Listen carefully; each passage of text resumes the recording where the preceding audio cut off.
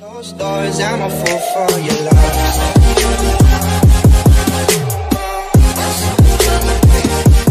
Habang kinumpirma ni Gilas interim coach Tim Con na ang mga nakaraang araw ay naging isang roller coaster ride para sa national squad dahil sa kawalan ng katiyakan tungkol sa estado ng ilang miyembro ng koponan, tila si Calvin Abueva ang pinakaapektado matapos siyang maging emosyonal noong Lunes. Ibinahagi ni Con na ang Beast na siyang pinaka-enerhetiko at pinakamasigasig sa team practice ay nag-breakdown matapos sabihin sa kanya na hindi siya makakalaro para sa Gilas sa nalalapit na ika-19 Asian Games sa Hangzhou, China.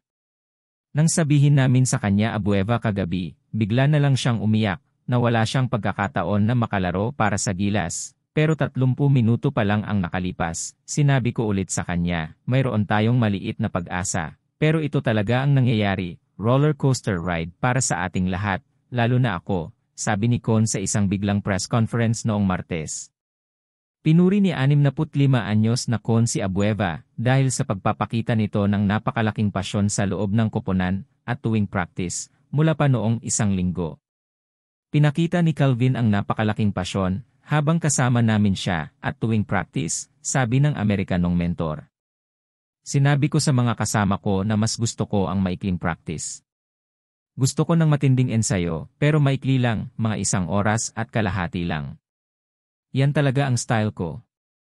Pero dito sa Inspire, literal na 3 oras kami nagpa-practice. Practice, tapos magpapahinga kami saglit, magbubuhat ng mga weights, magpapahinga ulit, tapos 3 oras ulit kami magpa-practice. At talagang napakagaling ni Calvin. Ipinapakita niya ang pasyon at pagnanais na maglaro at maging kasama, paliwanag ni Con habang pinupuri ang 35 anyos na Magnolia forward dahil sa kanyang dedikasyon sa Gilas. Idinagdag ni Gilas team manager Alfrancis Chua, napakasakit talaga para sa akin dahil kami ni Tim ay nakausap ang mga bata upang sumali sa koponan. Sa parehong presser, inihayag ni Chua at Con na dadalhin nila sina CJ Perez at Chris Ross ng San Miguel, kasama sina Kevin Alas ng Lex at Arvin Tolentino ng Northport upang dumalo sa Gilas Training Camp sa Laguna. Ang 4 na bagong karagdagang manlalaro ay naka-standby sakaling hindi pumasa sa pagsusuri ng Hangzhou Asian Games Organizing Committee, Hagok, sina Abueva, Mola Tautua, Terence Romeo at Jason Perkins upang makalaro sa Quadrennial Games. Ang mga kompetisyon sa basketball ay nakatakdang mag-umpisa sa Setyembre 26 kung saan magbubukas ng laro ang Gilas laban sa Bahrain. Thanks for watching. Don't forget to subscribe, like, share and ring the notification bell.